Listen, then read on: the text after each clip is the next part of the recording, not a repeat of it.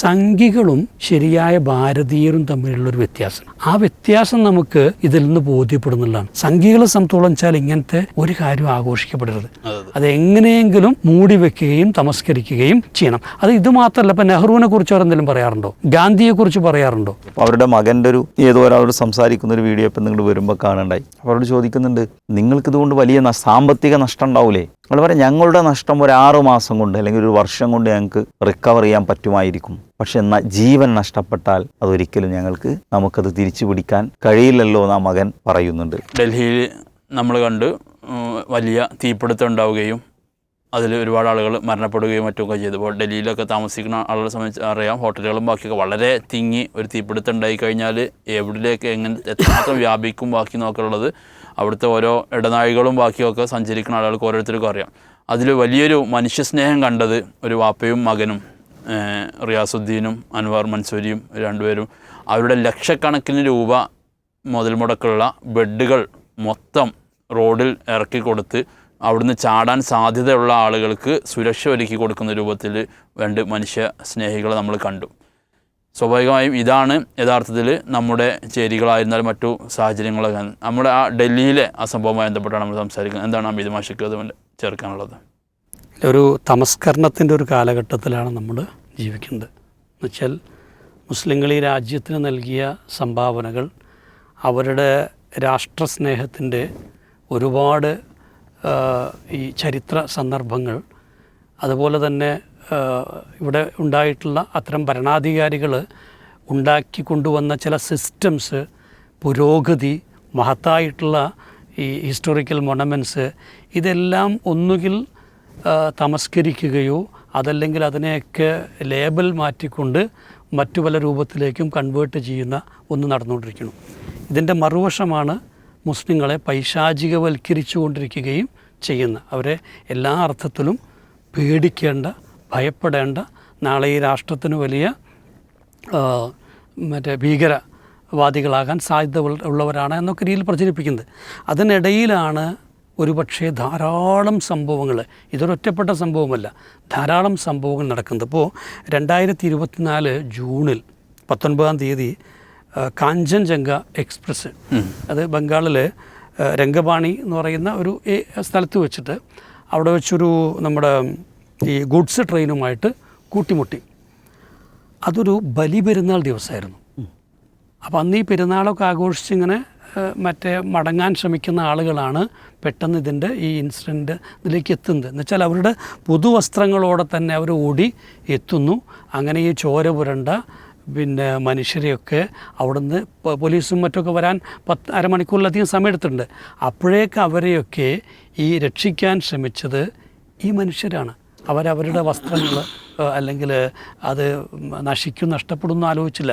അവർക്ക് ഭക്ഷണവും വസ്ത്രവും അതുപോലെ തന്നെ മറ്റ് സൗകര്യങ്ങളൊക്കെ എടുക്കുകയും അവരെ പരമാവധി വേഗത്തിൽ ഈ ആശുപത്രിയിലേക്ക് എത്തിക്കാൻ ശ്രമിച്ചത്.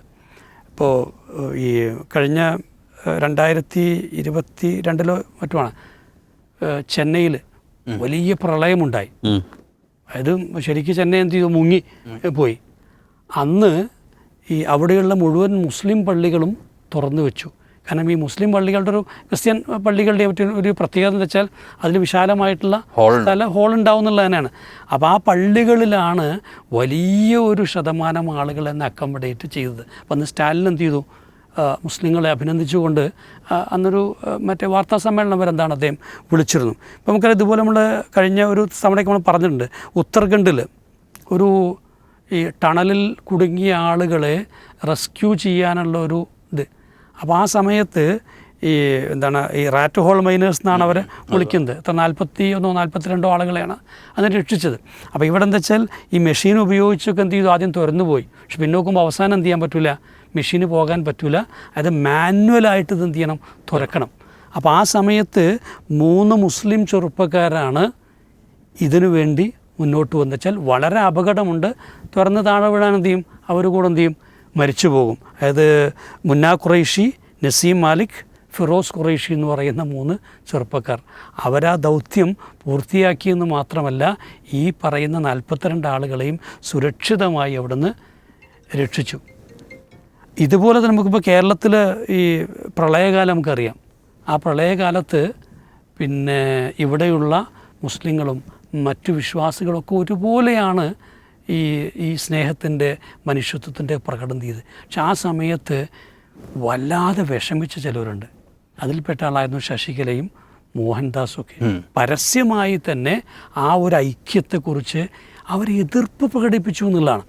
അപ്പോൾ എന്താ വെച്ചാൽ അവരെ നിരാശപ്പെടുത്തിയ സംഭവം ഞാൻ പറഞ്ഞതെന്ന് വെച്ചാൽ ഇപ്പോൾ ഈ സംഭവത്തിലും നമ്മൾ കണ്ടത് എന്താണ്, ഈ രണ്ട് മനുഷ്യർ ചിലർ വാപ്പയും മകനുമാണ്. അവർ എനിക്കൊരു അത്ഭുതം എന്ന് വെച്ചറിയോ, വളരെ പെട്ടെന്ന് അവർക്ക് ഈ ആശയം വന്നു എന്നുള്ളതും കൂടിയാണ്. അതൊരു പെട്ടെന്നൊരു പ്രോബ്ലം വരുമ്പോൾ ഒരു സൊല്യൂഷൻ വേണമല്ലോ. അല്ലല്ല, ശരിക്കും പറഞ്ഞാൽ അവരെ കട കത്തി നശിക്കും. കാരണം ഈ സാധനം വേഗം കത്തുന്ന സാധനമാണ്. പക്ഷെ അവർ വേഗത്തിൽ തന്നെ ഐഡിയ വന്നു. വാപ്പ വളരെ പ്രായം ചെന്ന ആളാണ്.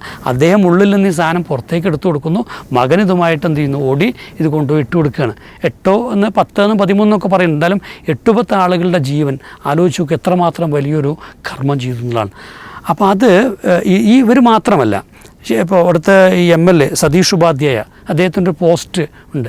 BJP MLA ആണ്. പക്ഷെ അദ്ദേഹം എന്ത് ചെയ്തിട്ടുണ്ട്, അദ്ദേഹം ഇതിൻ്റെ കൂടെ തന്നെ ഈ കത്തുന്ന ഈ നമ്മുടെ ഈ ലോഡ്ജിലേക്ക് ഓടിക്കയറി, പലതവണ ഓടിക്കയറി ആളുകളെ രക്ഷിച്ച 5 മുസ്ലിം ചെറുപ്പക്കാർ, അഫ്സൽ, മുഹമ്മദ് ഷാറൂഖ്, മുഹമ്മദ് അനീഫ്, മുഹമ്മദ് അമീർ, മുഹമ്മദ് വസീം, ഈ 5 ചെറുപ്പക്കാർ അദ്ദേഹം കൂടെ നിർത്തിക്കൊണ്ട് തന്നെയുള്ള ഒരു ഫോട്ടോ ഒക്കെ എടുത്ത് അദ്ദേഹം പോസ്റ്റ് ചെയ്തിട്ടുണ്ട്. വെച്ചാൽ അവരിതുപോലെ തന്നെ സ്വജീവൻ ബലിയർപ്പിക്കാൻ വരെ എന്താണ് തയ്യാറായിരുന്നുള്ളതാണ്. നമ്മുടെ ഇന്ത്യ ഗേറ്റ് ഓഫ് ഇന്ത്യ ഉണ്ടല്ലോ, ഗേറ്റ് ഓഫ് ഇന്ത്യയുടെ അടുത്ത് ഉള്ളൊരു വ്യക്തിയെക്കുറിച്ച് ഞാൻ വളരെ മുമ്പ് വായിച്ചിരുന്നു. മുഹമ്മദ് നിസാർ എന്തോ പറഞ്ഞിട്ടൊരു വ്യക്തി. അദ്ദേഹം അവിടെ ഒരു ചെറിയ കച്ചവടം, നമ്മുടെ കടല കച്ചവടം പോലൊക്കെ ഒരു കച്ചവടം ചെയ്യുന്ന ഒരാളാണ്. പക്ഷേ ഇദ്ദേഹം 16 വർഷത്തിനിടയിൽ 300ഓളം ആളുകളെ രക്ഷിച്ചിട്ടുണ്ടെന്ന് പറയാം. ഇപ്പോൾ ഈ ഗേറ്റ് ഓഫ് ഇന്ത്യയിൽ പോയ ആൾക്ക് അറിയാം, അത് ശരിക്കും എന്താണ്, അവിടുന്ന് താഴത്തേക്ക് പോയാൽ വളരെ എളുപ്പമാണ്. അപ്പോൾ അങ്ങനെ വീണ ആളുകൾ ഇദ്ദേഹം ആലോചിച്ച് നോക്കൂ, എത്ര പല സമയത്തോടെ ഭയങ്കര വേവ്സ് ഉണ്ടാവും, ചില സമയത്ത് താഴത്തേക്ക് പോകും. അപ്പോൾ ഇവിടെയൊക്കെ തന്നെ ഒരു മുസ്ലിങ്ങളെ സംബന്ധിച്ചോളം സാമാന്യേന മനസ്സിലാക്കാവുന്ന ആർക്കും ഇവരൊക്കെ മനുഷ്യരാണ് എന്നുള്ളതും എല്ലാ അർത്ഥത്തിലും മനുഷ്യൻ്റേതായ ഗുണങ്ങളൊക്കെ ഉള്ളവരാണ് എന്ന് മനസ്സിലാക്കാൻ ഒരു ബുദ്ധിമുട്ടുമില്ല. ഇതിൽ തന്നെ പറയുന്നുണ്ട്, ഇത് ഈ കത്തുന്ന ഈ ഇതിനകത്തൊരു കോണി വെച്ചിട്ട് പ്രായമുള്ളൊരു സ്ത്രീ എന്താണ് എടുത്തു കൊണ്ടുവരുന്ന ഒരു ചെറുപ്പക്കാരനെ കുറിച്ച്. അപ്പോൾ നമ്മളെ സംബന്ധിച്ചോളം ഇതിന്ന് ഒറ്റ കാര്യമുള്ളൂ വെച്ചാൽ ഈ സംഘികളും ശരിയായ ഭാരതീയരും തമ്മിലുള്ളൊരു വ്യത്യാസമുണ്ട്. ആ വ്യത്യാസം നമുക്ക് ഇതിൽ നിന്ന് ബോധ്യപ്പെടുന്നുള്ളതാണ്. സംഘികളെ സംബന്ധിച്ചോളം വെച്ചാൽ ഇങ്ങനത്തെ ഒരു കാര്യം ആഘോഷിക്കപ്പെടരുത്, അതെങ്ങനെയെങ്കിലും മൂടി വയ്ക്കുകയും തമസ്കരിക്കുകയും ചെയ്യണം. ഇത് മാത്രമല്ല, ഇപ്പം നെഹ്റുവിനെ കുറിച്ച് അവരെന്തെങ്കിലും പറയാറുണ്ടോ, ഗാന്ധിയെക്കുറിച്ച് പറയാറുണ്ടോ, അല്ലെങ്കിൽ ഈ സ്വാതന്ത്ര്യ സമരത്തിൽ പങ്കെടുത്ത മഹാന്മാരായിട്ടുള്ള ആരെയെങ്കിലും കുറിച്ച് ആഘോഷിക്കാറുണ്ടോ? ഇപ്പോൾ നമുക്കറിയാം, ഇന്നിപ്പോൾ ഈ പല ദിനങ്ങളും ഇല്ലാതായിക്കൊണ്ടിരിക്കുകയാണ്. ഗാന്ധി ജയന്തി ആണെങ്കിലും നവംബർ 14 ആണെങ്കിലും അതെല്ലാം ഇല്ലാതെയൊക്കെ ജീവൻ എന്തിനേറെ ഇനിയിപ്പോൾ ഓഗസ്റ്റ് 15 മറ്റുമൊക്കെ എന്ത് ചെയ്യും, വേറെ രൂപത്തിലാണ് ആഘോഷിക്കേണ്ടത് എന്ന് വരും. കാരണം ഇതൊക്കെ ഓർമ്മിപ്പിക്കപ്പെടുന്നതിലൂടെ ഇവർ ഈ രാഷ്ട്രത്തോട് ചെയ്ത അതിക്രമങ്ങൾ അല്ലെങ്കിൽ ആ കാലഘട്ടത്തിലെടുത്ത നിലപാടുകൾ നിരന്തരമായി ഓർമ്മിപ്പിക്കപ്പെടും. അപ്പോൾ ഇതൊന്നും ആഘോഷിക്കപ്പെടാൻ പാടില്ല എന്നാണ് ഇവരുടെ വിഷയം. ശരിയായ ഭാരതീയനാവട്ടെ ഇതൊക്കെ കൂടുതൽ ആഘോഷിക്കപ്പെടണമെന്നുള്ളതാണ്. രണ്ടെന്താ വെച്ച് കഴിഞ്ഞാൽ ഇത് ഓർമ്മിച്ച് വയ്ക്കപ്പെടേണ്ടതാണെന്ന് നമ്മളൊക്കെ പറയാം. പക്ഷെ ഇത് മറന്നു പോയാൽ മതിയാവും എന്നുള്ളതാണ് ഇവരുടെ നിലപാടെന്ന് പറയുന്നത്. മൂന്നെന്താ വെച്ചാൽ ഇതിലൊക്കെ നമ്മൾ കാണുന്ന ഇൻഹറൻ്റായ അന്തർലീനമായ മനുഷ്യത്വത്തിൻ്റെ ഘടകങ്ങളുണ്ട്, അല്ലെങ്കിൽ ദേശസ്നേഹത്തിൻ്റെ ഘടകങ്ങളുണ്ട്. ഇതിൻ്റെ ഒരു ആഴം ഒരിക്കലും അവർക്ക് മനസ്സിലാവില്ല.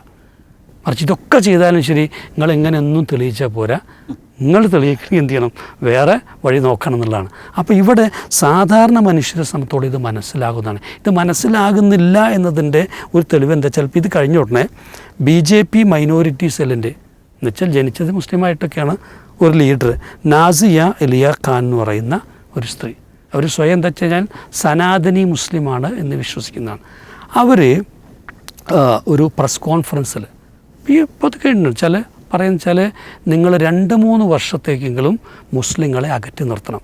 അതായത് പ്രൈവറ്റ് ജോബുകളിൽ നിന്നും ഗവൺമെൻറ് ജോബുകളിൽ നിന്നും പ്രൈവറ്റ് സെക്ടറിൽ നിന്നും ഗവൺമെൻറ് സെക്ടറിലും അവരെ ഒരു കാരണവശാലും അടുപ്പിക്കരുത്. എന്നുവെച്ചാൽ അവരെ ബോധപൂർവം നിങ്ങൾ ടാർഗറ്റ് ചെയ്ത് അരികുവൽക്കരിക്കുന്നതാണ്. ഇതൊരു പത്രസമ്മേളനത്തിനാണ് പറയുന്നത്. ഞാൻ രണ്ട് കാര്യം വെച്ചാൽ, ഒന്ന്, അത് പബ്ലിക്കായി നടത്തിയ പത്രസമ്മേളനം ഇപ്പോഴും നമുക്കത് കിട്ടാനുണ്ട്. എന്തുകൊണ്ട് ഇതാണോ വിഷം, അല്ലെങ്കിൽ ഈ മുസ്ലിങ്ങൾ കാണിച്ച ഈ ഒരു മനോഭാവം, അല്ലെങ്കിൽ അവരുടെ ഈ സാക്രിഫിഷ്യലായിട്ടുള്ള മെൻറ്റാലിറ്റി, ഇതാണോ ഹൈലൈറ്റ് ചെയ്യപ്പെടേണ്ടത്? ഇത് ഏതാണ് ദേശസ്നേഹം എന്നുള്ളതാണ്. രണ്ടാമത്തൊന്ന് വെച്ചാൽ, ഈ പത്രസമ്മേളനം നടക്കുമ്പോൾ ഈ പറയുന്ന നമ്മൾ വളരെ മോശപ്പെട്ട പദമാണ് ഉപയോഗിക്കേണ്ടത്, പത്രപ്രവർത്തകർ എന്നാണ് അവർക്ക് പറയുന്നത്. പക്ഷേ ഇവരിൻ്റെ മുമ്പിൽ ഇരുന്നിട്ട് എന്താണ് ഈ പറയുന്ന മാലിന്യം അപ്പാടെ വിഴുങ്ങുകയല്ലാതെ തിരിച്ച് ചോദിക്കണ്ടേ, നിങ്ങൾ ഈ പറയുന്നത് രാജ്യദ്രോഹമാണ്, അല്ലെങ്കിൽ ഇത് ഈ നാട്ടിലെ മതേതരത്വത്തിനെതിരാണെന്ന് പറയാൻ ഒരു ഗട്ട്സുള്ള ആരെങ്കിലും വേണ്ട. ഞാൻ അതിങ്ങനെ നോക്കി കണ്ടപ്പോൾ എനിക്ക് ഏറ്റവും തോന്നിയ കാര്യമാണ്, ഒന്നും മിണ്ടില്ല, ചിരിച്ചുകൊണ്ട് ചിലർക്ക് എന്താണ് അത് കേൾക്കുന്നു. ഇപ്പോൾ ഈ അടുത്ത് ഈ ശ്രീരാം വെങ്കിട്ടറാം മൂപ്പര് പത്രസമ്മേളനത്തിൽ എന്ത് ചെയ്തു, മന്ത്രിയുടെ കൂടെ ഇരിക്കാൻ ശ്രമിച്ച സമയത്ത് പത്രക്കാർ എന്നിട്ട് എന്താണ് ഇരിക്കാൻ പാടില്ല എന്ന് പറഞ്ഞു. പക്ഷേ ഈ പത്രക്കാർ ഇതുവരെ അവിടെ ഇരുന്നു.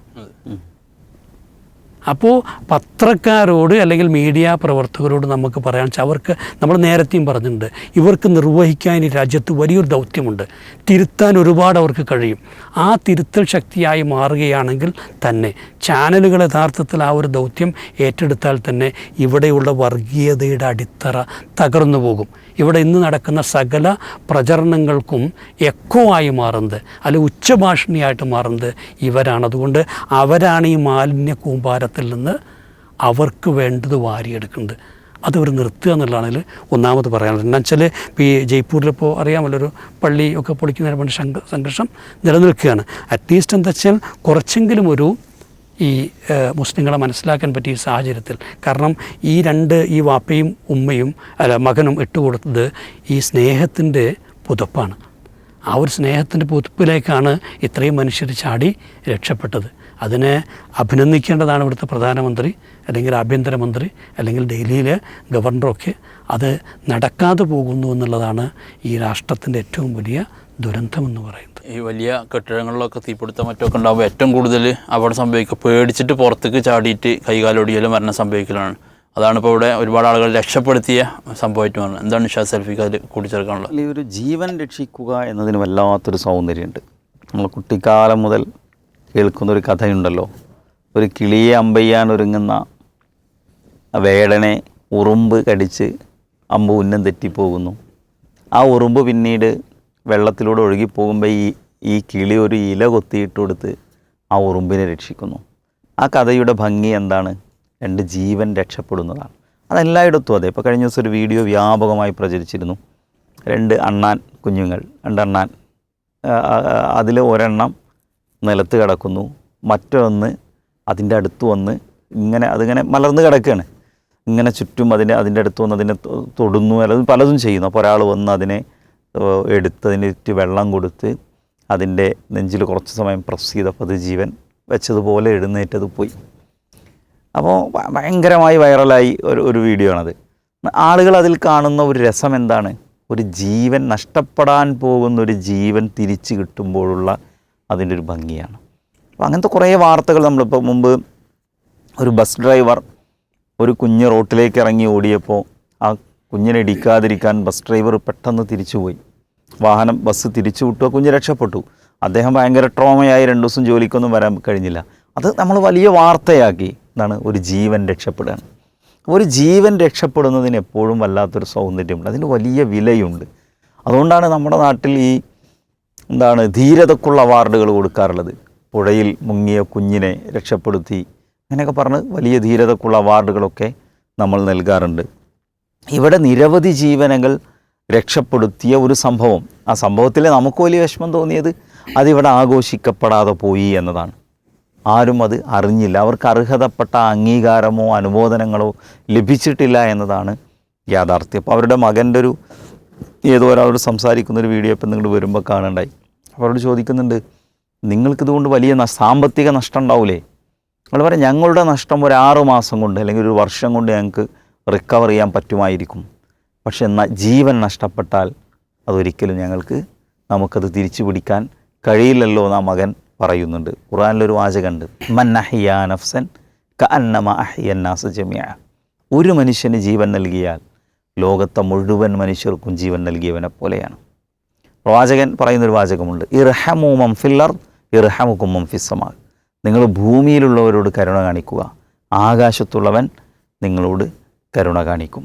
അപ്പോൾ അതിൻ്റെ ഒരു നല്ല മനോഹരമായ ഒരു നേർക്കാഴ്ചയാണ് നമ്മളവിടെ കണ്ടത്. പക്ഷേ അത് ഇവിടെ നേരത്തെ ഹമീദ് സാർ പറഞ്ഞ പല കാരണങ്ങൾ കൊണ്ട് അവർക്ക് അർഹതപ്പെട്ട ഒരുവിധ അംഗീകാരമോ അനുമോദനമോ ലഭിച്ചില്ല എന്നുള്ളതാണ്.